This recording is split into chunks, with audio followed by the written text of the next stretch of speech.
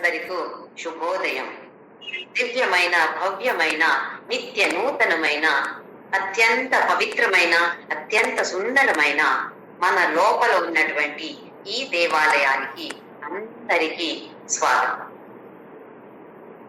ఆనందాశ్రమ కాంజంగాడ్లో ఉండిన భౌతికంగా ఉండి అన్ని చోట ఇప్పుడు కూడా ఉన్నటువంటి మా గురుగారు పప్పా స్వామి రామదాస్, అలాగే మా అమ్మ నాన్న అందరికీ నా కోటి ప్రణామాలు.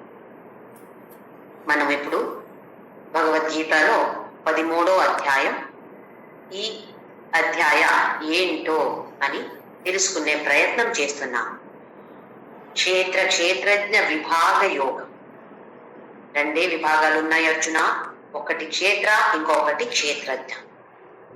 ఎందుకు ఇలాగంటున్నాడు అంటే, అర్జునుడు సంశయంతో ఒక ప్రశ్న అడుగుతాడు.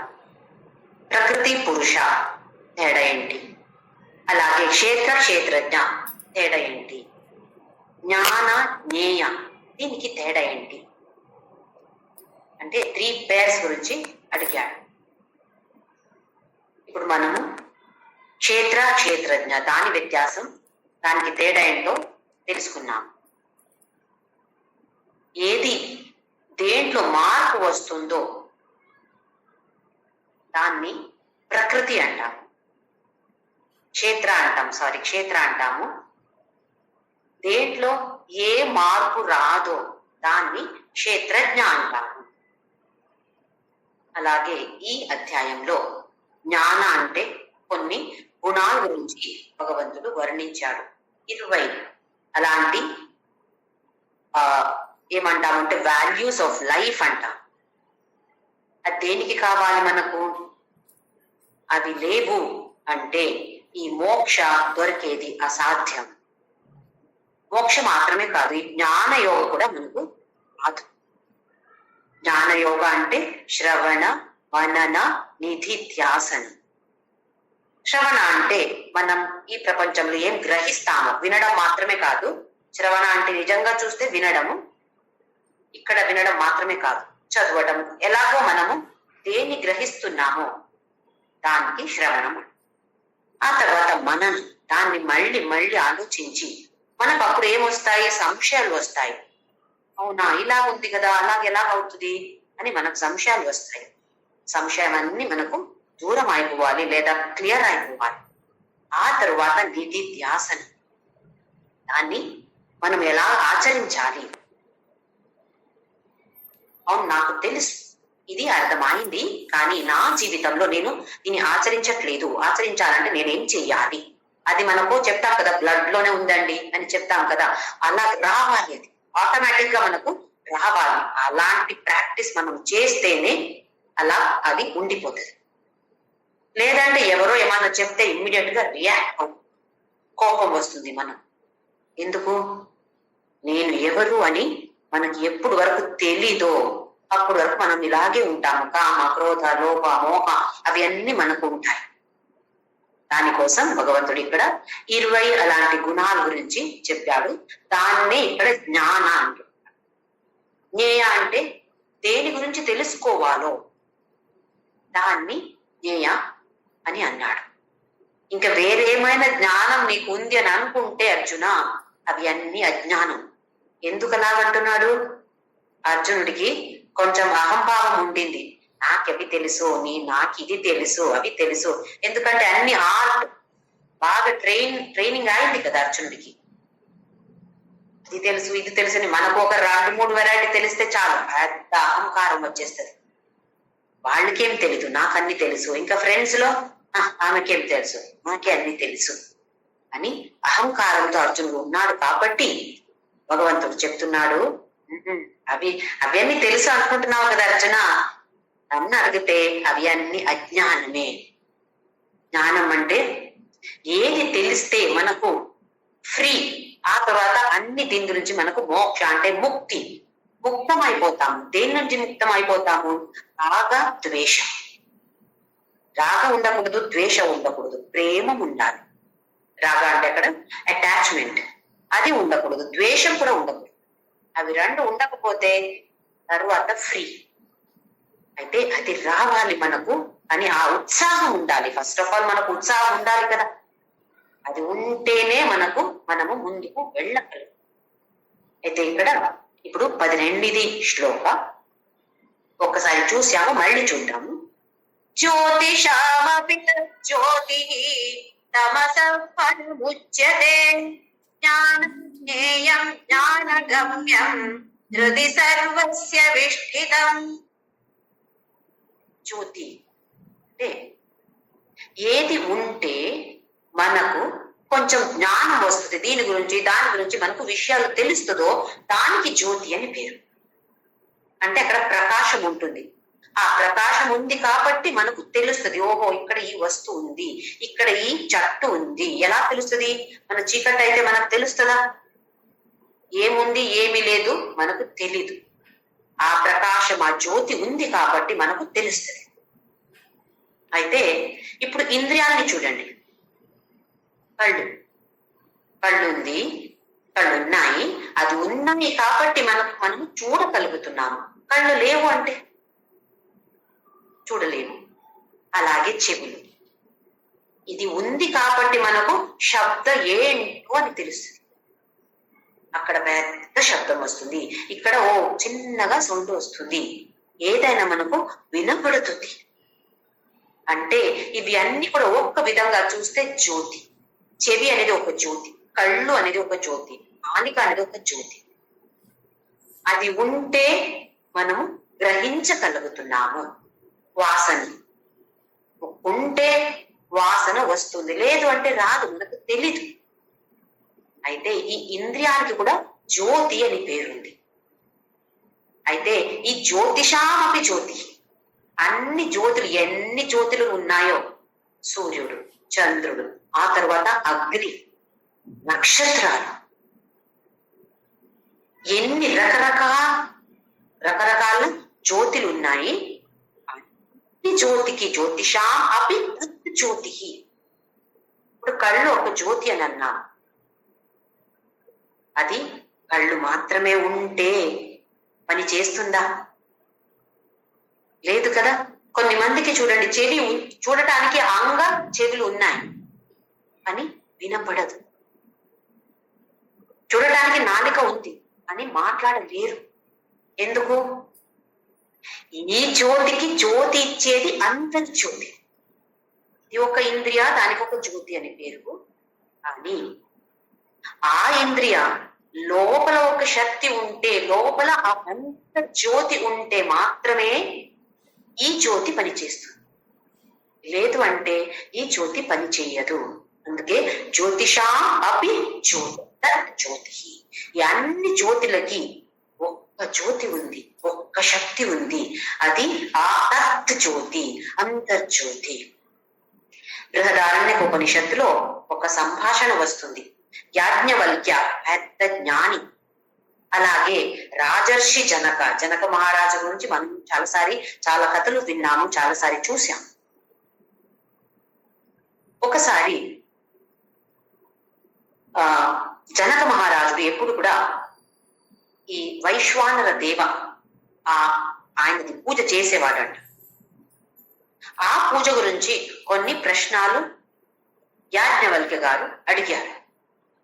అడిగితే కరెక్ట్ గా ఉత్తరం జనక మహారాజు ఇచ్చారు. యాజ్ఞవల్క్యకి చాలా సంతోషం అయింది. అప్పుడంతా ఏదైనా సంతోషం అయిందంటే సరే నీకేం కావాలో అడుగు అని చెప్పేవారు. అయితే అలాగే యాజ్ఞవల్క్య అడిగాడు, జనక మహారాజా అన్ని నువ్వు తెలుసుకున్నావు, జ్ఞాని నువ్వు, నీకేం కావాలో అడుగు, నువ్వు వరం ఇస్తాను అని చెప్పి. మనమైతే ఏం అడిగేవారు? నాకు అది ఇవ్వు, నాకు ఇది ఇవ్వు, నాకు పెళ్లి కావాలి ఇవి అన్ని అడిగేవారు కదా మనమైతే. కానీ జనక మహారాజు అలా కాదు. నాకు కొన్ని విషయాలు తెలుసు, కానీ కొన్ని విషయాలు నాకు ఎప్పుడు డౌట్ వస్తుంది, సంశయాలు వస్తాయి నాకు.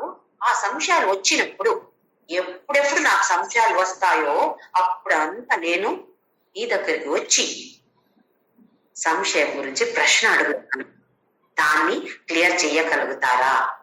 ఇది నాకు మీరిచ్చే వరం అని అడిగాడు. తథాస్తు ఉన్నారు యాజ్ఞవల్క్య గారు. అయితే ఒకరోజు సంశయం వచ్చింది. వెళ్ళి యాజ్ఞవల్క్య దగ్గర అడుగుతున్నాడు జనక మహారాజు, దేని వల్ల అందరు ప్రపంచంలో పని చెయ్యగలుగుతున్నారు? ఏ ప్రకాశం ఉంది? ఏ ప్రకాశం ద్వారా వాళ్ళు పని చేయగలుగుతారు? ఇప్పుడు మనం చూడండి, ఏ ప్రకాశం లేదు, మనకు రాత్రి చీకటి అయింది, కరెంటు లేదు, అయితే పని చేయగలుగుతున్నామా?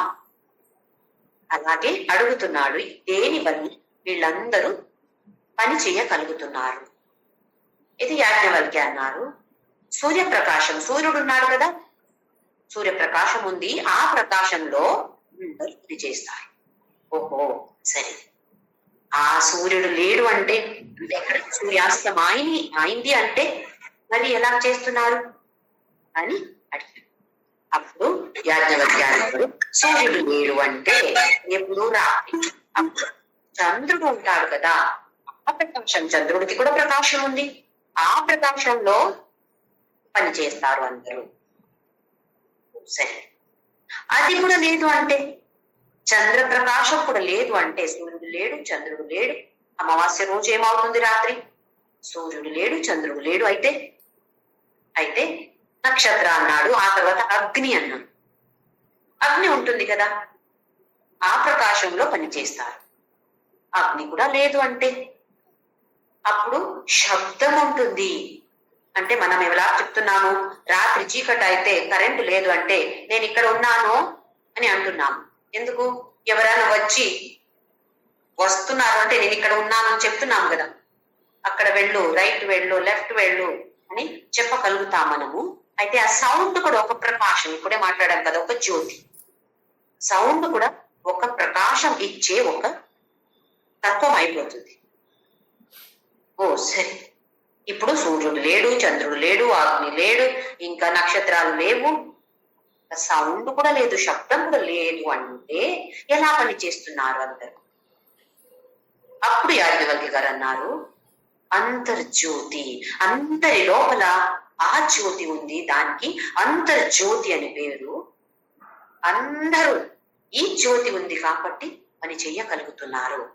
మనకు చీకట్లు కూడా అది చీకటి అని ఎలా తెలుస్తుంది?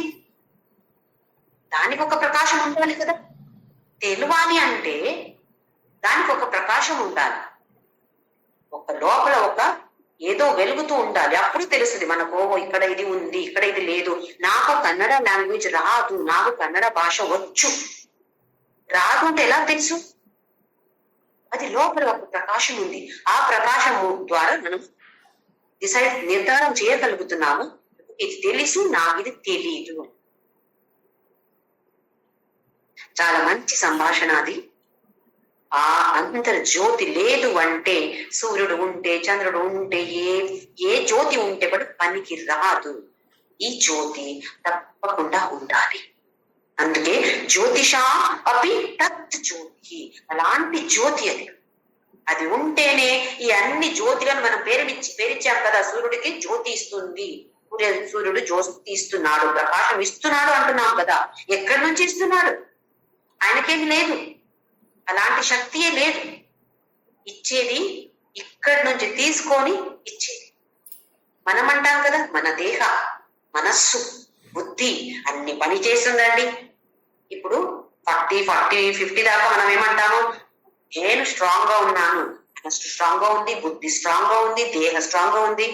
కొన్ని సంవత్సరాల తర్వాత దేహ క్షీణం అయిపోతుంది, మనస్సు క్షీణం అయిపోతుంది, బుద్ధి క్షీణం అయిపోతుంది. అప్పుడు అయితే ఎక్కడి నుంచి వచ్చింది ఇది? ఆ అంతర్జ్యోతి ఉంది కాబట్టి ఈ దేహ నడుస్తుంది, ఈ బుద్ధి, ఈ మనసు పని చేస్తుంది. లేకపోతే ఇవి అన్ని జడ వస్తు, దేనికి పనికి రాదు. అది ఉంది కాబట్టి జ్యోతిషా అపి తత్ జ్యోతి తమసః పరం ఉచ్యతే. ఇది అంధకారం నుండి ఆ తరువాత కూడా వస్తుంది పరం, ఇంకా శ్రేష్టమైనది. జ్ఞానం జ్ఞేయం జ్ఞాన గమ్యం. జ్ఞాన, ఇదే జ్ఞానం, ఇదే జ్ఞేయ, దీని గురించే తెలుసుకోవాలి. దీని గురించి తెలుసుకున్నావా అది జ్ఞానం అయిపోతుంది. ఇంకా జ్ఞాన గమ్యం.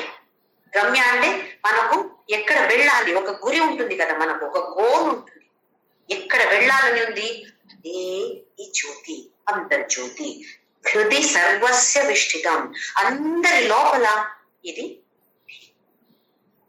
ఎలా మనము ఎలక్ట్రిసిటీ, ఇప్పుడు ఎలక్ట్రిసిటీ ఉంటుంది, విద్యుత్ శక్తి ఉంటుంది, మనకు ఎలా తెలుస్తుంది ఉంది అని? మనం ఎలక్ట్రిక్ కరెంట్ పోతే తెలుస్తుంది, ఆ ఫ్యాన్ ఆన్ చేసినప్పుడు పని చేయట్లేదు అంటే ఓహో కరెంట్ పోయిందండి అని అంటారు. మళ్ళీ కరెంట్ వచ్చిందా లేదా అని ఎలా చూస్తున్నాము, ఎలా చెక్ చేస్తున్నాము? ఫ్యాన్ ఆన్ చేసి ఫ్యాన్ పని చేస్తుందా, సప్లై వచ్చింది, లేదా అయ్యో ఇంత రాలేదు అంటే ఇప్పుడు ఈ జ్యోతి ఉందో లేదో అని ఎలా తెలుస్తుంది? ఫ్యాన్, లైట్, ఫ్రిడ్జ్ వేరే వేరే వేరే వేరే ఉపకరణాలు, గ్యాడ్జెట్స్ వేరే వేరే విధంగా పనిచేస్తుంది. లైట్ పనిచేసి బల్బ్ పని చేసినట్టే ఫ్యాన్ పని చేస్తుందా? ఫ్యాన్ పని చేసినట్టే ఏసీ పని చేస్తుందా? ఒక్కొక్క గ్యాడ్జెట్ ఒక్కొక్క విధంగా పనిచేస్తుంది. కానీ అది పని చెయ్యాలి అంటే ఎలక్ట్రిసిటీ కావాలి. ఒట్టి ఎలక్ట్రిసిటీ ఉంటే పనికి వస్తుందా మనకు? నా దగ్గర ఫ్యాన్ లేదు, బల్బ్ లేదు, ఫ్రిడ్జ్ లేదు, ఏసీ లేదు, ఏమీ లేదు. మళ్ళీ కరెంట్ వచ్చి ఇంట్లో ఉంది అంటే ఏమి లాభం నాకు? అలాంటి ఏ ఉపకరణాలు నా దగ్గర లేవు, ఉండి లాభం లేదు, లేదా దాని గురించి తెలుసుకోవడం కష్టమైపోతుంది. తెలివి మనకు రాదు దాని గురించి. అప్పుడు ఫ్యాన్ ఆన్ చేసినప్పుడు ఫ్యాన్ పని చేస్తుంది, అప్పుడు కరెంట్ ఉంది. లైట్ ఆన్ చేస్తే లైట్ వెలుగుతుంది, అక్కడ అప్పుడు తెలుస్తుంది కరెంట్ ఉంది. కరెంట్ అప్పుడే ఉండిందా? అందులో ప్రవహిస్తూ ఉంది, మనకు అది కనపడుతుందా? వైర్ ఉంది, వైర్ లో మనకు ఎలక్ట్రిసిటీ కనపడుతుందా? లేదు. అలాగే ఈ అంతర్జ్యోతి కనపడదు, కానీ ఈ ఇంద్రియాలు లేదా సూర్యుడు, చంద్రుడు పని చేసినప్పుడు మనకు తెలుస్తుంది, ఓహో ఇక్కడ ఈ ప్రకాశం వస్తుంది. ఎక్కడి నుంచి వస్తుంది? ఈ అంతర్జ్యోతి ఉంది కాబట్టి ఆ ప్రకాశం వస్తుంది. అయితే మనకు ఒక ప్లగ్ పాయింట్ ఉండినట్టు లేదా ఒక గ్యాజెట్ ఉండినట్టు మనం ఇక్కడ మాత్రమే ఉంటుందా? నా లోపల మాత్రమే ఉంటుందా? బయట కూడా ఉంది, అన్ని చోట ఉంది. హృదయ సర్వస్య విష్ఠితం, అన్ని చోట అందరి హృదయంలో కూడా ఇదే జ్యోతి ఉంది, ఎప్పుడూ ఉంటుంది. నెక్స్ట్ శ్లోక, శ్లోక నంబర్ 19. ఇది క్షేత్రం తథా జ్ఞానం జ్ఞేయం చోక్తం సమాసతః మద్భక్తయే తద్విజ్ఞాయ మద్భావయోపపద్యతే. ఇది క్షేత్రం తథా జ్ఞానం జ్ఞేయం చోక్తం చ ఉక్తం సమాసతః. నేను నీకు దీని గురించి అని చెప్పాను. ఇప్పుడు క్షేత్ర, జ్ఞాన, జ్ఞేయ, అలాగే క్షేత్రజ్ఞ గురించి కూడా చెప్పాడు. అయితే భగవంతుడు ఏమంటున్నాడు? అర్జున ఇవి అన్ని చెప్పేశాను నేను. చ ఉక్తం సమాసతః, అన్ని చాలా వివరంగా చెప్పలేను. ఎందుకు? ఎక్కడ ఉన్నాం మనం? రణరంగంలో ఉన్నాము. గంట గంట గంట గంట మాట్లాడలేను, కానీ కొంచెం నీకు దాని గురించి చెప్పాను. మద్భక్త ఏతద్విజ్ఞాయ, నా భక్తుడు దీని గురించి తెలుసుకొని మద్భావ ఉపపద్యతే, నా భావన పొందుతాడు. ఆ తరువాత అహం బ్రహ్మాస్మి, నేనే అయిపోతాడు. ఎవరు? భక్తుడు. భక్త అంటే ఎవరికి భక్తి ఉందో అతనికి పేరు భక్త, భక్తుడు అని అతనికి పేరు. అంటే కర్మయోగి అయితే కూడా భక్తి ఉండాలి లేదా ప్రేమ ఉండాలి. కర్మయోగ అంటే సమర్పణ భావన, ఈశ్వర ప్రసాద భావన. అక్కడ ఈశ్వరుడు మీద ప్రేమం లేదు, భక్తి లేదు అంటే కర్మయోగ నడవదు.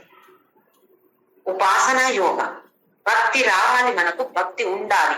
కొంచెమైన భక్తి ఉంటేనే పూజ చేయగలరు, అక్కడ కూడా భక్తి ఉంది. ఇంకా జ్ఞాన యోగ, జ్ఞాని జ్ఞాన యోగం చేయాలి, అది రావాలి అంటే దానికి కూడా భక్తి కావాలి. ఇప్పుడు ఉపనిషత్తు క్లాసు ఎవరో సత్సంగం ప్రవచన చేస్తారు అనుకోండి, చేసే ముందే ఏం చేస్తారు? ఒక దీపం వెలిగిస్తారు, ఒక ప్రార్థన శ్లోక పాడతారు. దేనికి? అయితే జ్ఞానికి దేనికి ఎందుకు భక్తి అని అడగొచ్చు కదా. జ్ఞాన యోగ అంటే వేరే, భక్తి యోగ అంటే వేరే, కర్మయోగ అంటే వేరే అని అనుకుంటున్నాం కదా.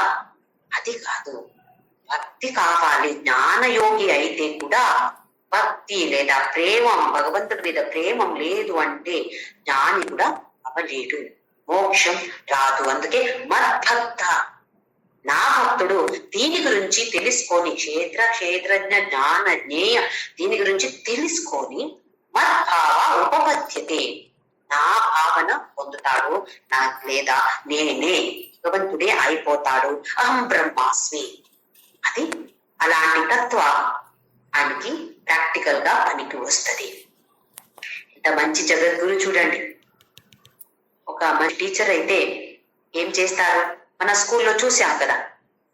ఇవాళ ఈ క్లాస్ తీసుకున్నారు టీచరు అంటే రేపు వచ్చి ఇంకా మళ్ళీ క్లాసు మొదలు చేసే నిన్న ఏమి నేర్పించారో దాని గురించి కొంచెం కొంచెం ప్రశ్న అడుగు. ఎందుకు? అందరికి స్టూడెంట్స్ కి కొంచెమైనా అర్థం అయిందా లేదా, కొంచెమైనా ఇంటికి వెళ్ళి చదివారా లేదా, లేదా ఇక్కడ గ్రాస్ప్ చేశారో లేదో అని తెలుసుకోవడానికి. లేదా ఊరికే నేను నాకు ఎలా కావాలో నేను చెప్పుకొని వెళ్తాను అంటే స్టూడెంట్స్ కి అర్థమైందో లేదో అని. ఇది మంచి టీచర్ చేసే ఒక పద్ధతి. అలాగే ఇది ఎంత మంచి టీచర్ మనకు, శ్రీకృష్ణ పరమాత్మ జగద్గురు.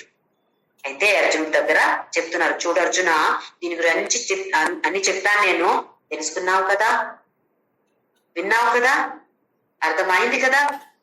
అర్థమైంది అంటే ఇంకా నెక్స్ట్ దేని గురించి చెప్పాలి ఇప్పుడు? ప్రకృతి, పురుష, ఇవి రెండు మిగిలినాయి. దీని గురించి చెప్పాలి కదా నేను. అందుకే అర్థం అవ్వలేదు అంటే ప్రశ్న అడుగు, అర్థమైంది అంటే వెళ్దాము. మనం కూడా ఇప్పుడు ముందుకు వెళ్దాము. నెక్స్ట్ శ్లోక నంబర్ 20. ప్రకృతిం పురుషం చైవ విద్యనాడి ఉభావపి వికారంశ్చ గుణంశ్చైవ విద్ధి ప్రకృతి సంభవం. ప్రకృతి అలాగే పురుష, దాని గురించి చెప్పబోతున్నాడు భగవంతుడు. విద్యనాది ఉభావపి, ఈ రెండు దీని గురించి అర్థం చేసుకో. వికారాంశ గుణాంశ్చైవ విద్ధి ప్రకృతి సంభవాన్. ఇక్కడ ప్రకృతి అంటే మనం చూసాము, దేహ, మనస్సు, బుద్ధి, అన్ని ఇంద్రియాలు ఏమేమి వస్తాయో అవి అన్ని. ఆ తర్వాత ప్రపంచం అంతా, మొత్తం ప్రపంచం ఏమేం మనకు కనపడుతున్నాయో అవి అన్ని కూడా ప్రకృతి. ప్రకృతిలో ఏం వచ్చింది? ఫస్ట్ ఏమి లేదు, పురుష మాత్రమే ఉన్నాడు. ఎక్కడున్నాడు? ఎక్కడ అని ఎలా చెప్పగలుగుతాము? ఏ ఊరు లేదు, అప్పుడు ప్రపంచమే లేదు అంటే ఎక్కడ అని ఎలా చెప్పగలుగుతాము? ఉన్నాడు అంతే, పురుష మాత్రమే ఉన్నాడు. ఆ తరువాత ప్రకృతి సృష్టి చేశాడు, అందులో కూడా పంచభూతాన్ని సృష్టి చేశాడు. ఆ తర్వాత ఈ పంచభూతాల్లో మిక్సింగ్ జరిగింది. మనం ఎలా మిక్స్ చేస్తామో, ఇది ఎక్కువమైతే ఒక్క వస్తువు, ఇది ఎక్కువమైతే ఇంకొక వస్తువు, అలా కొంచెం కొంచెం వేరే వేరే ప్రపోర్షన్ లో వేరే వేరే మిక్సింగ్ చేసి నానా విధమైన వస్తువులు, దేహాలు అన్ని సృష్టి అయింది. ఈ సృష్టి, దీనికి ప్రకృతి అంటాము. లేదా ఆ శక్తి ఉంది కదా పురుషుడికి, పురుష అనే దీనికి తత్వానికి ఒక శక్తి ఉంది, ఆ శక్తికి పేరు ప్రకృతి.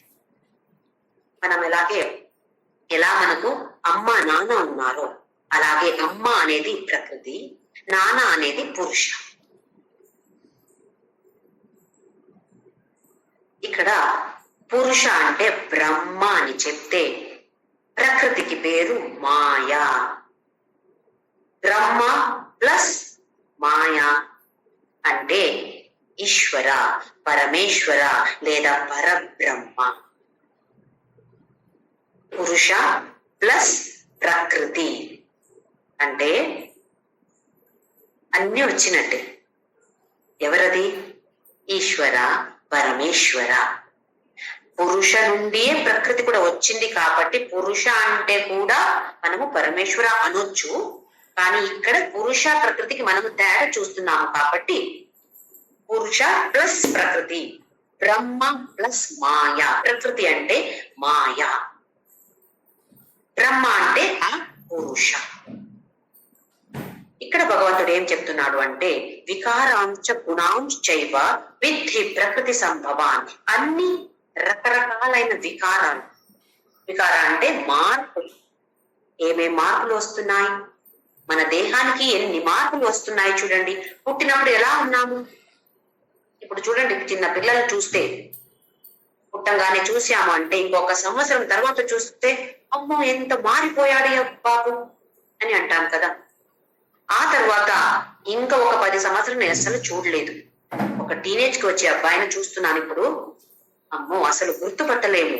ఆ తర్వాత ఏమంటాము, నీ నాన్న ఉన్నావు, అమ్మ అలాగే పోలిక నీకు, ఆ నడిచేది చూడు అమ్మ అలాగే నడుస్తున్నావు. ఇవన్నీ మనం చూస్తున్నాం కదా. మార్పులు వస్తూ ఉంటాయి, దేహానికి మార్పులు వస్తూ ఉంటాయి. ఏ మనస్సుకి ఇప్పుడు 1 గంట అయింది, నేను ఎంత సంతోషంగా ఉన్నాను, మనవరితో ఆడుతూ ఉన్నాను, సంతోషంగా ఉన్నాను. ఆ తర్వాత ఇంకెవరో ఏదో ఫోన్ చేసి చెప్పారు ఇలా ఇలా జరిగింది అండి, ఏది కొంచెం సాడో బ్యాడో న్యూస్ వచ్చింది అంటే మళ్ళీ ఏడు. ఇంకా భయం, ఎక్కడో అర్త్క్వేక్ అయిందంటే ఇక్కడ మనకు భయం, ఎక్కడో బిల్డింగ్ పడింది ఫ్లడ్ వచ్చి అంటే ఇమ్మీడియట్ గా మనకి ఎలాంటి ఆలోచనలు వస్తాయి, అమ్మో ఇక్కడెక్కడ వర్షాలు పడుతున్నాయి, నా బిల్డింగ్ కూడా పడుతుందా, పడితే ఏం చేస్తాము. ఏమైంది, భయం. ఎప్పుడు మనసుకి కొంచెం దుఃఖం అవుతుందో అప్పుడేమవుతుంది, దేహంలో కూడా మనకు తేడా వస్తుంది. అలాగే ఒక్క తలనొప్పి, 2 గంటల నుంచి తలనొప్పి అండి నాకు, ఎలా ఉంటాము. మనస్సు ఎవరో వచ్చి ఏదో మాట్లాడడానికి వచ్చారంటే ఎందుకు వచ్చారో వీళ్ళు, నాకు ఇక్కడ తలనొప్పి ఉంది అని అంటాం కదా. అంటే ఇవి 2 కనెక్టెడ్, దేహ మనస్సు 2 కూడా కనెక్టెడ్. అందులో కూడా వికారాలు. బుద్ధి ఒకే విధంగా ఉంటుందా బుద్ధి మనకు, అది కూడా ఒక్కసారి ఎలా ఉంటుంది ఒక్కసారి ఎలా ఉంటుంది. వికారం అంటే అందులో మార్పులు వస్తున్నాయి. ఎందులో దేని వల్ల మార్పులు వస్తున్నాయి, ప్రకృతి సంభవం. ప్రకృతి ఉంది కాబట్టి ఆ శక్తి మాయా, దానికి మాయా అంటాము. మాయ అంటే మనకు అర్థమైపోతుంది, అంటాం కదా ఈ ప్రపంచం అంతా మాయ. బ్రహ్మ సత్య జగన్ మిథ్య. ఇక్కడ మిథ్య అంటే అబద్ధమని కాదు, ఎప్పటికీ ఉండదు, శాశ్వతంగా ఏది ఉండదో దానికి మిథ్య అంటాము. శాశ్వతంగా ఉంటే దానికి పేరు సత్య. అందుకే బ్రహ్మ సత్య. బ్రహ్మ అనేది ఎప్పుడు ఎల్లప్పుడూ ఉంటాడు అంటే అది లింగ భేద కాదు, స్త్రీ పురుష అలాంటిది కాదు. ఏదో ఒకటి చెప్పాలి కదా, ఉందో ఉంటుందో ఉంటాడో ఏదో చెప్పాలి కదా, అందుకే ఉంటాడో యూజ్ చేస్తాం అంతే. కానీ ఇక్కడ సంశయం రాకూడదు మనకు, ఆ లింగ భేద లేదు, దాన్ని మీరి ఉన్నాడు. మనకు మాయ అని చెప్తే తెలుస్తుంది, ప్రపంచం మొత్తం మాయం. ఒక్కొక్కసారి అంటాము కానీ అందులోనే పడి ఉంటాం. ఇది తెలుసుకోవాలి. ఇప్పుడు గుణ, రాజసిక తామసిక సాత్విక గుణాలు. అలాగే మనసుకి కామ క్రోధ లోభ మోహ. కామ అనేది ఎప్పుడు వస్తుంది మనకు, కోరిక అని ఎప్పుడు వస్తుంది, ఈ వర్తమానంలో ఏముందో నా దగ్గర నాకు తృప్తి లేదు, అప్పుడు అది కావాలి అని వస్తుంది కదా. చూడండి, ఆలోచించండి. ప్రస్తుత నా దగ్గర ఏముందో నాకు అందులో తృప్తి లేదు అంటే కోరిక వస్తుంది, లేదు అంటే కోరిక రాదు. హ్యాపీగా ఉంటాను. ఇంకేమైనా వస్తే చాలా సంతోషం, రాకపోతే అది కూడా చాలా సంతోషం. అలా ఉంటే తృప్తి. ఈ గుణాలు కూడా చూడండి, కామ క్రోధ లోభ మోహ ఇలాంటిదన్నీ మనకు మారుతూ ఉంటాయి. అవి అన్ని ఏమంటున్నాడు భగవంతుడు, వికారాంశ గుణాంశైవ విద్ధి ప్రకృతి సంభవాన్. ప్రకృతి నుండి ఇది అన్ని పుట్టుతుంది, దీని గురించి విద్ధి తెలుసుకో. పురుష ప్రకృతికి మళ్ళీ ఇంకొకసారి తేడా చూద్దాం. పురుష అంటే ఒక చేతన, ప్రకృతి అంటే అచేతన. దానికి ఏ శక్తి లేదు. శక్తి లేదు అంటే మళ్ళీ ప్రకృతి సంభవాన్ని అని అంటున్నామే. ప్రకృతి నుండి ఇవన్నీ వచ్చాయని అంటున్నామే, అయితే శక్తి కావాలి కదా. ఎక్కడి నుండి వచ్చింది? ఇది పురుష దగ్గర చాలా తీసుకుంటున్నాను. ప్రకృతి చాలా తీసుకొని ఆ శక్తి అక్కడ వచ్చినట్టు పనిచేస్తుంది. దేహం కూడా అలాగే కదా, ఒక జడ వస్తువు ఇది. ఎక్కడి నుంచి తీసుకుంటుంది ఆ చేతన? ఇక్కడ పురుష దగ్గర చేతన ఉంది, శక్తి ఉంది, అంతర్జ్యోతిని శక్తి ఉంది. అక్కడి నుండి శక్తి తీసుకొని అన్ని పనిచేస్తుంది. దేహ, మనసు, బుద్ధి అనే ప్రకృతి అక్కడి నుండి తీసుకొని పనిచేస్తుంది. అయితే పురుష అనేది చేతన, ప్రకృతి అనేది అచేతన. ఇంకా పురుష అనేది నిర్గుణం, ఏ గుణాలు కూడా లేవు. ప్రకృతికి సాత్విక, రాజసిక, మానసిక గుణాలు. అలాగే పురుష అనే దీనికి ఏ మార్పు లేదు. ప్రకృతికి ఎప్పుడు కూడా మార్పులు వస్తూ ఉంటుంది. ఎప్పుడు చూస్తే మార్పులు. చేంజ్ ఈజ్ ఓన్లీ కాన్స్టెంట్ అంటాం కదా, ఎప్పుడు చూస్తే చేంజ్. నిన్న ఉండినట్టు ఇవాళ ఉండదు. దానికి అది ప్రకృతి. ప్రకృతి అన్ని పని చేసేది ఆ పురుష దగ్గర శక్తి తీసుకొని అక్కడి నుండి మాత్రమే శక్తి తీసుకుంటుంది. ఆ శక్తి దాన్ని ఉపయోగించి అన్ని సృష్టి అయింది. దీనికి మాయా అంటున్నా. అమ్మ నాన్న ఉండినట్టు ఒక శ్లోకం ఉంది, వాగర్థ వివ సంపృక్తౌ వాగర్థ ప్రతిపత్తయే జగత పితరౌ వందే పార్వతి పరమేశ్వరౌ. జగత పితరౌ వందే. పితరౌ అంటే పేరెంట్స్, అమ్మ నాన్న ఇద్దరిని కలిపి పితరౌ అంటారు. ఎవరికి మాతాపితరు వాళ్ళు? జగత అందరికి. మీకు వాళ్ళే మాతాపితరులు, నాకు కూడా అన్ని వస్తు పర్వత ఏదైనా చూడండి ఎక్కడి నుంచి వచ్చింది. అయితే ఈ అమ్మా నాన్న జగత పితరౌ వందే వాగర్థ వివ సంపృక్తౌ వాగర్థ ప్రతిపత్తయే. ఒక శబ్దం వాక్, వాక్ని తీసుకుంటే దానికి ఒక శబ్దం ఉంటుంది, దానికి ఒక అర్థం ఉంటుంది.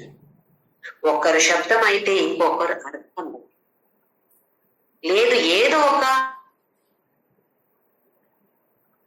శబ్దం అంటే దానికి అర్థం లేదంటే అది శబ్దం కాదు, అది నాన్ సెన్స్. ఒక శబ్దం అయితే దానికి ఒక అర్థం ఉంటుంది. అయితే వాగర్థ వివ సంపృక్తౌ వాగర్థ ప్రతిపత్తి, వాళ్ళిద్దరూ ఒకే ఇలాగే ఉంటారు. ఒక కాయిన్ కి రెండు సైడ్ అని అంటాం కదా, అలా ఉంటారు. అయితే ఈ పురుష ప్రకృతి లేదా బ్రహ్మ మాయ ఇలాగే మాతాపితరౌ ఇలాగే మనకు ఉంటారు. నెక్స్ట్ శ్లోక. ఇది 7th చాప్టర్ లో 4వ 5వ శ్లోకంలో భగవంతుడు దీని గురించి చెప్పాడు. భూమిరాపో నలో వాయు కమ్మనో బుద్ధిరేవచ అహంకార ఇతీయం మే భిన్నా ప్రకృతిరష్టదా. అన్ని భూమి, ఆప అంటే నీళ్లు, అనల, వాయు అన్ని దీని గురించి చెప్పి ఇవి అన్ని ఎవరు అర్జున? ఇది నేనే. దీనికి ప్రకృతి అంటాము. ఇది ఒక్క విధంగా చూస్తే ఇది కూడా, దీన్ని పైన ఇంకొకటి ఉంది, అది పర. దానికి అది కూడా నేనే. ఆ పరానికి పేరు పురుష, దీనికి పేరు ప్రకృతి. అంటే భూమి, ఈ పంచభూతాలు, ఇంకా అన్ని మనస్సు, ఇంద్రియ అన్ని చెప్పాడు ఆ శ్లోకంలో. అవి అన్ని నేనే, కానీ దానికి పేరు ప్రకృతి అని. ఇంకొకటి పర, దాన్ని పైన ఒకటి ఉంది పర, అది కూడా పురుష అంటారు, అది కూడా నేనే. 7th చాప్టర్ మళ్ళీ ఇంకొకసారి చూడండి. 4th శ్లోక, 5th శ్లోక. నెక్స్ట్ శ్లోక నంబర్ 21.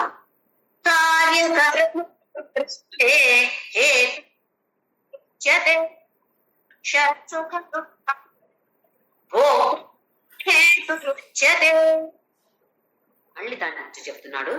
కార్య, ఇక్కడ కార్య అంటే ప్రోడక్ట్ అంటాం కదా, ఉత్పత్తి. ఏది ఉత్పత్తి అవుతుందో అది. ఇక్కడ అది స్థూల శరీర.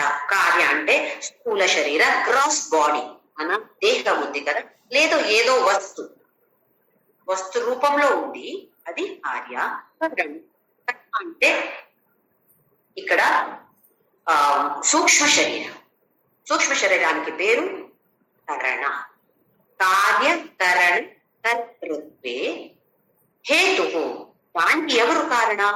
ప్రకృతి ఉచ్యతే. ఇప్పుడు చూసాము దేహ, అలాగే మనస్సు. సూక్ష్మ శరీర అంటే మనస్సు, ఇంద్రియాలు, బుద్ధి, అవి అన్ని దాన్ని సూక్ష్మ శరీర అంట.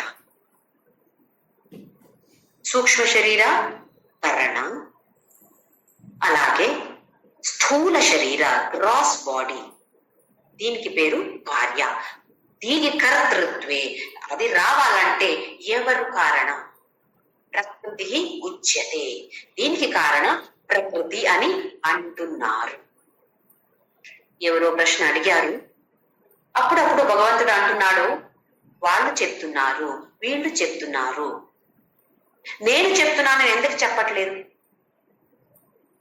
ఇలా చెప్పారు ఎవరు? జ్ఞానులు ఇలా చెప్పారు, బుద్ధి ఉన్నే బుద్ధ జనాలు ఇలా చెప్పారు అని ఎందుకు అంటున్నాడు భగవంతుడు?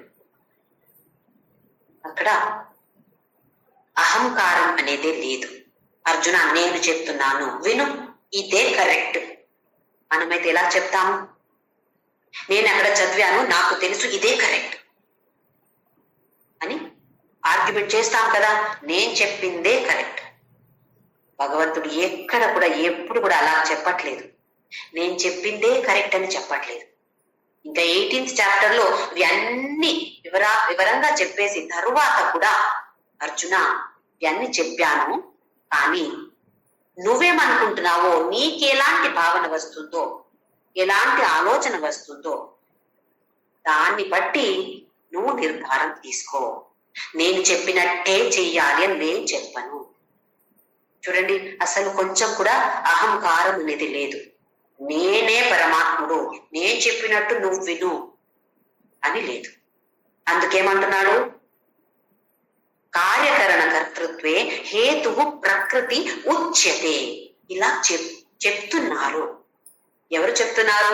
జ్ఞానులు చెప్తున్నారు, బుద్ధి ఉండే వాళ్ళు చెప్తున్నారు, లేదా మన పురాణాలు చెప్తున్నారు అని చెప్తున్నాడు. మనము ఆలోచిస్తే ఒక మడ్ పాట్, ఒక చిన్న పాట్ తీసుకుందాం. మనకు లోపల ఉన్నటువంటి స్పేస్, ఆ స్పేస్ కి పేరు ఆకాశం.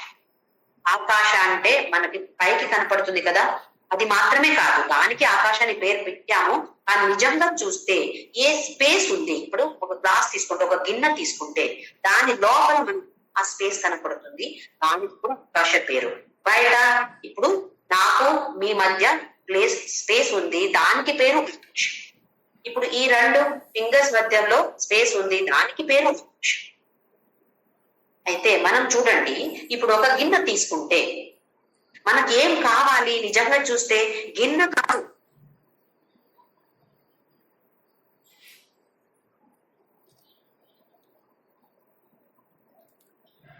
స్పేస్ కదా. దానికి ఏమైనా స్పెషల్ పేరు ఉందా తెలుగులో? ఎవరైనా చెప్పగలుగుతున్నారా? విజయ్ గారు? ఖాళీ ఖాళీ ఖాళీ ప్లేస్ కదా, ప్లేస్. అవును అవును అంతే కదా. అదే దానికి పేరు ఆకాశం అని.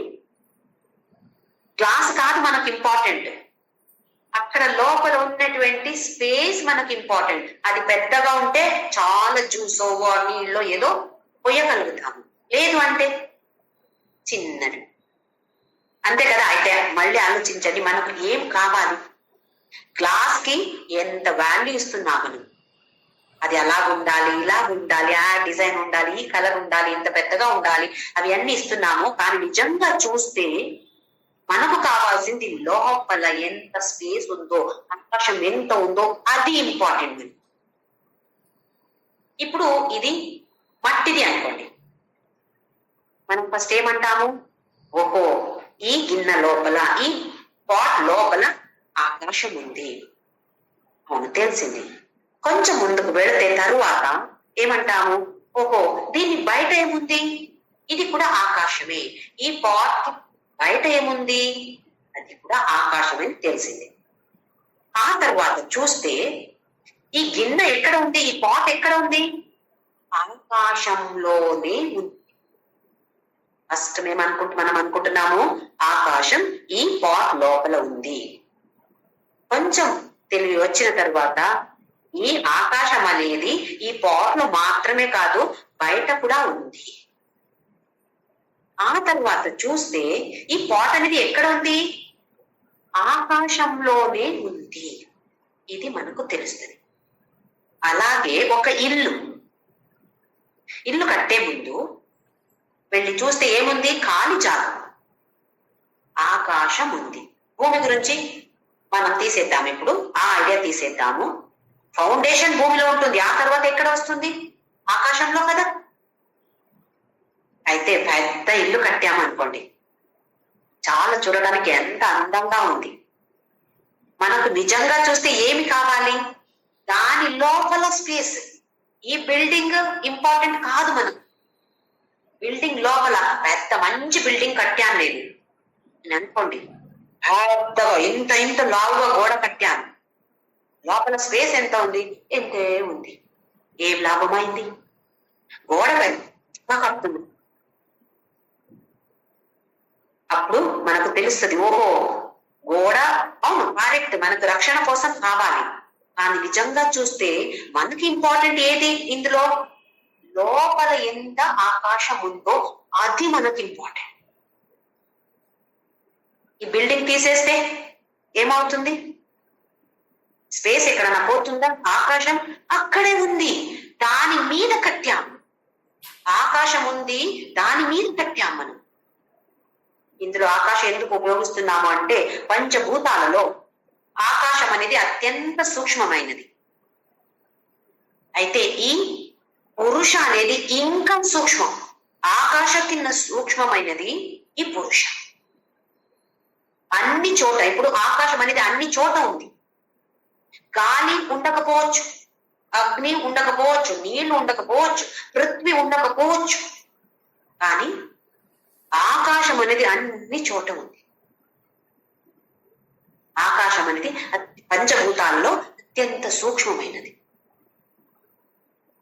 అయితే ఇప్పుడు దేహ లేదా ఒక బిల్డింగ్, దేహ అంటే ఏంటి? అలాగే ఒక బిల్డింగ్ కదా.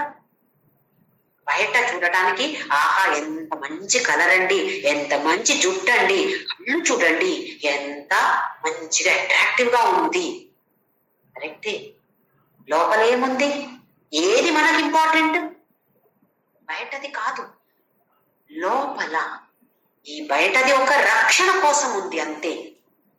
లోపల ఏది ఉందో అది ఇంపార్టెంట్. అయితే బయట ఏముందో దానికి పేరు ప్రకృతి, ప్రకృతి లోపల ఏముందో దానికి పేరు పురుష. ఇక్కడ ఏమంటున్నాడు? కారణం కార్య కరణ కర్తృత్వే. ఈ దేహ స్థూల శరీర ప్రకృతి నుండి వచ్చింది. అలాగే కరణ సూక్ష్మ శరీర, మనస్సు, బుద్ధి ఇవన్నీ కలిపి అంతఃకరణ అంటాము. దానికి పేరు ఇక్కడ కరణ, సూక్ష్మ శరీరం. దానికి కర్తృ ఎవరు? ప్రకృతి. మనము తల్లి అంటాం కదా, అదే ఇక్కడ ప్రకృతి ఉచ్యతే. ఆ తర్వాత పురుష సుఖ దుఃఖాన భోక్తృత్వే హేతు ఉచ్యతే.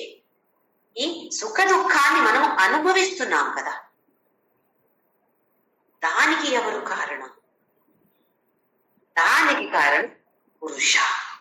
సుఖ దుఃఖ అనే అలాంటి తేడా ఉంటుంది కదా. కొన్ని రోజులు సంతోషంగా ఉంటాము, ఆ తర్వాత కొన్ని రోజులు కదా, ఎక్కువ రోజులు దుఃఖమే ఉంటుంది. దాన్ని ఎవరు అనుభవిస్తున్నారు? భోక్తృ అంటే భోక్త, భోక్త అది లోపల ఉన్నటువంటి పురుష. దీనికి కారణం అదే లేదా అది భోక్త ఇది ఉచ్యతే.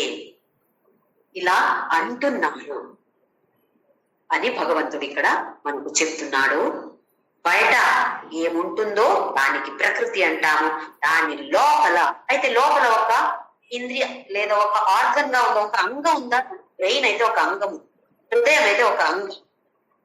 మన బాడీలో వచ్చే ఒక ఆర్గన్, అది ఉన్నటువంటి ఒక ఆర్గన్. లివర్, ఇవి అన్ని ఆర్గన్స్ ఉంటాయి లోపల. పురుష ఒక ఆర్గన్ కాదు. ఎక్కడ ఉంటాడు? ఎక్కడ చూస్తే అన్ని చోట ఉన్నాడు.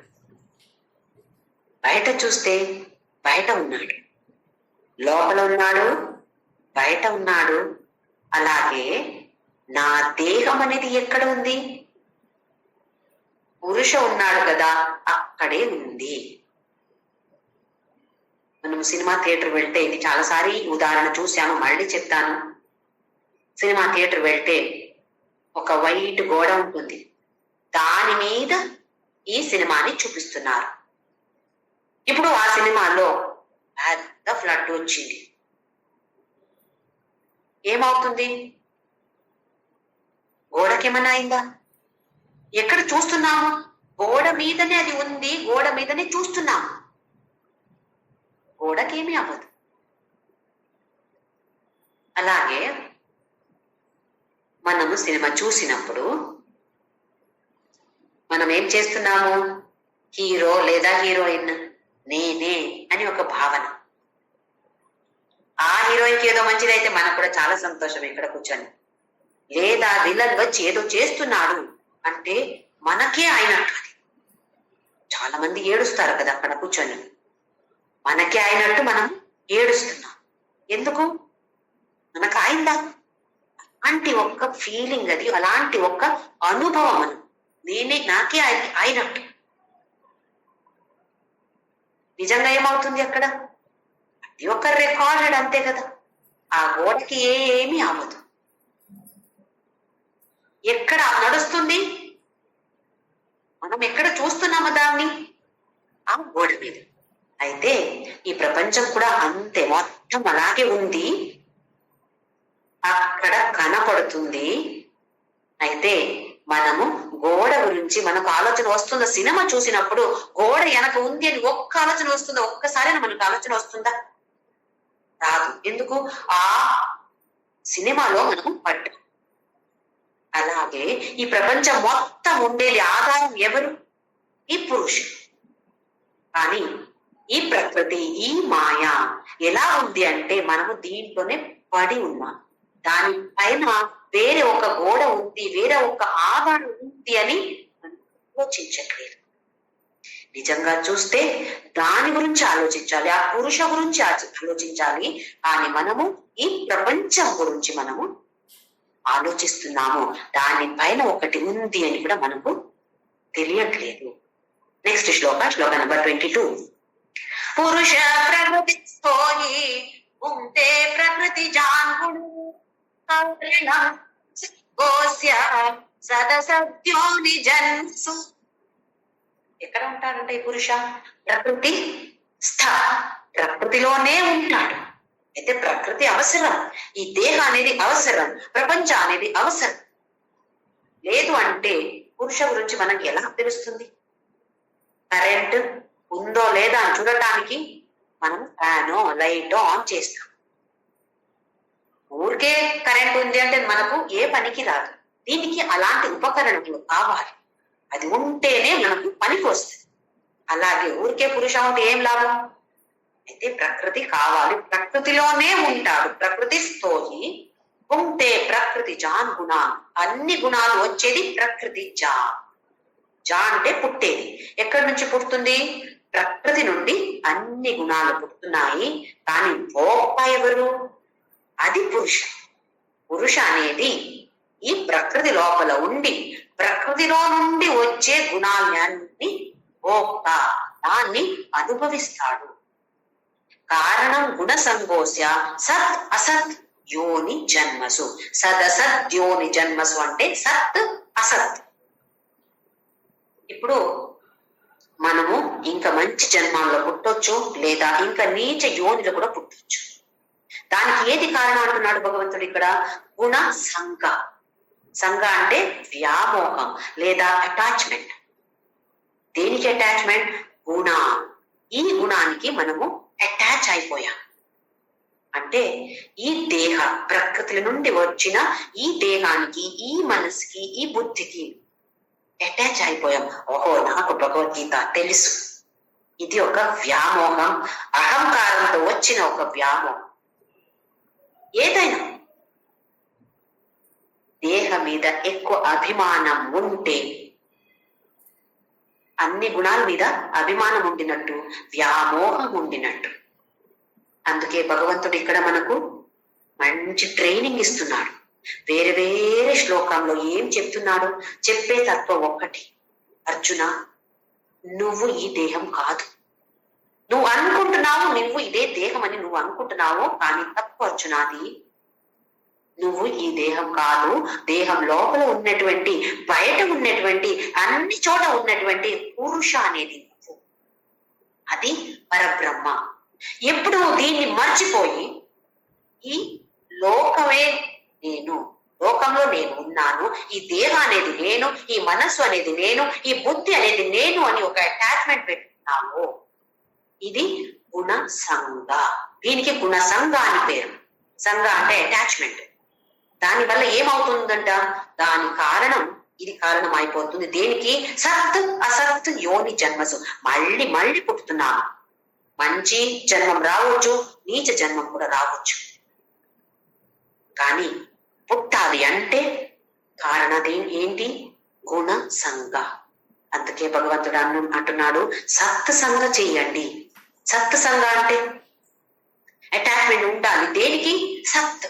సత్ అంటే శాశ్వతంగా ఏముంటుందో దానికి పేరు సత్. ఏ అసతో మా సత్ గమయ, నన్ను ఈ అసత్తు నుండి సత్తుకి తీసుకువెళ్ళు. అన్ని తమసోమా జ్యోతిర్గమయ, అన్ని అర్థం సేమ్, అది ఏమి చేంజ్ ఏమి లేదు. చెప్పే విధానం వేరే వేరే విధానంగా చెప్తున్నాడు భగవంతుడు. ఎందుకు? మన అలాంటి అజ్ఞానులకి అంత తొందరగా అర్థం అవుతుందా? ఈ డైరెక్షన్ నుండి చెప్పాలి, అక్కడి నుంచి చెప్పాలి, ఇక్కడ నుంచి చెప్పాలి అంటే అన్ని డైరెక్షన్ చెప్తే కొంచెం ఇక్కడ ఎక్కుతుంది. మళ్ళీ మళ్ళీ మళ్ళీ మళ్ళీ మనకు ట్రైనింగ్ ఇస్తున్నాడు భగవంతుడు. మనము తీసుకుంటున్నామా? ఆ ట్రైనింగ్ కి దిగాము. దాన్ని తీసుకొని అర్థం చేసుకొని ఆచరిస్తున్నామా లేదా? ఇది ప్రతి ఒక్కరు కూడా మనకు మనం ప్రశ్న చేసుకోవాలి. వేరే వాళ్ళకి కాదు, మనకి మనం ప్రశ్న చేసుకొని ఏ ఉత్తరం వస్తుందో దాన్ని బట్టి ఎస్ నో ఆన్సర్ ఏది ఉందో దాన్ని బట్టి ఇంకా ముందుకు వెళ్లే ప్రయత్నం అయితే అందరూ చేయాలి. నెక్స్ట్ శ్లోక నెంబర్ 23. ఉపద్రష్టానుమంతాచ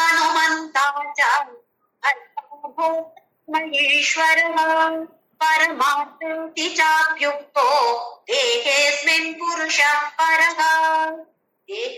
అస్మిన్ దేహే, ఈ దేహంలో పురుషః పరః. ఈ పురుష ఎక్కడ ఉంటాడు?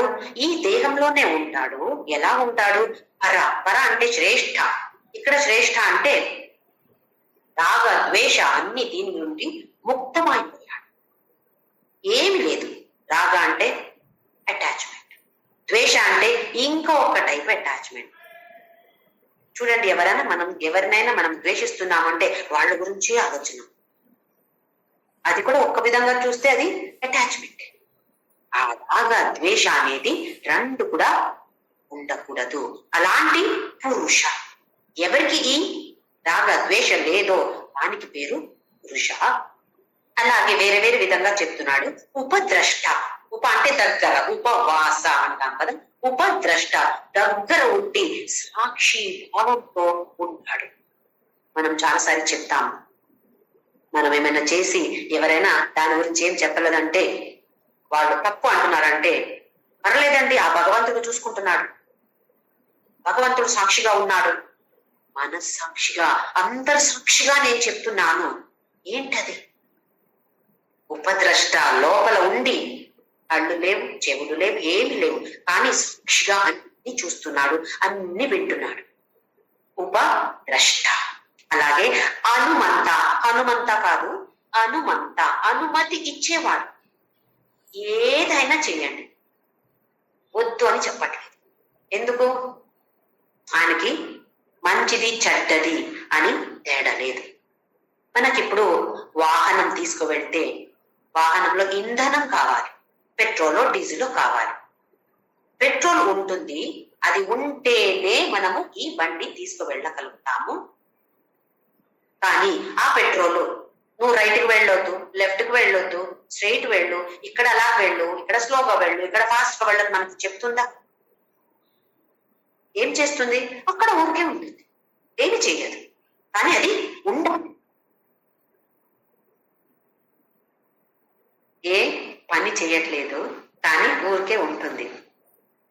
ఏది? పురుష. ఇప్పుడు ఆ పురుషాన్ని మన లింగంలో తీసుకువస్తే మన జెంట్స్, ప్రకృతి అని లేడీస్ అని తీసుకుందాం ఉదాహరణకు మాత్రమే. అన్ని జెంట్స్ కి క్షమయాచన చేస్తూ ఇది చెప్తున్నాను.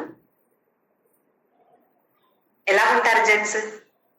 ఈ జనరేషన్ జెంట్స్ కాదు, మన జనరేషన్ వెనక జనరేషన్ ది జెంట్స్ ఎలా ఉన్నారు? వాళ్ళు ఎలా ఉండేవారు? ఊరికే జాబ్ చేస్తారు, పనికి వెళ్ళి వచ్చిన తర్వాత ఎలా ఉంటారు? ఇంట్లో కూర్చొని పేపర్ చదువుతారు లేదా టీవీ చూస్తారు. ఒక గ్లాస్ ని మంచినీళ్ళు తీసుకురావే, కాఫీ రెడీ అయిందా, ఇవ్వు. వాళ్ళేం చేస్తారు? వాళ్ళేమి చేయరు. వాళ్ళు సోఫా మీద కాళ్ళ మీద కాళ్ళు వేసి కూర్చొని పేపర్ చదువుతారు. పాపం మీ లేడీస్ ఇంట్లో అన్ని పని చేసి ఈయనకి అన్ని తీసుకువచ్చి పెట్టి వడ్డించి అన్ని చేసేవారు కదా. కానీ మన నెక్స్ట్ జనరేషన్ చూస్తే అబ్బాయిలు కూడా అమ్మాయిలు ఎలా చేస్తున్నారో అలాగే అబ్బాయిలు కూడా చేస్తున్నారు. ఎందుకు? అమ్మాయిలు కూడా ఆఫీస్ వెళ్ళి జాబ్ చేస్తున్నారు కాబట్టి వీళ్ళు చేయాల్సి వస్తుంది. అలాగే పురుష కూడా ఏమి చేయడంట, ఊరికే ఉంటాడు. ప్రకృతి అన్ని పని చేస్తుంది కానీ ఏది చెయ్యకూడదు, నువ్వు ఇది చెయ్యి అది చెయ్యి అది చెయ్యొద్దు ఏమి చెప్పడు. అనుమతి ఇస్తున్నాడు, అనుమంత. ఎందుకంటే ఏ తేడా లేదు, మంచిది చెడ్డది అని తేడా లేదు. భర్త, భర్త అంటే అన్ని మెయింటైన్ చేసేవాడు. భోక్త, ఎవరు దాన్ని అనుభవిస్తున్నారో దానికి పేరు భోక్త. మహేశ్వర, మహా ఈశ్వరుడు. పరమాత్మ ఇది చ అభియుక్త ఉక్త. ఈ పురుషుకి పేరు పరమాత్మ.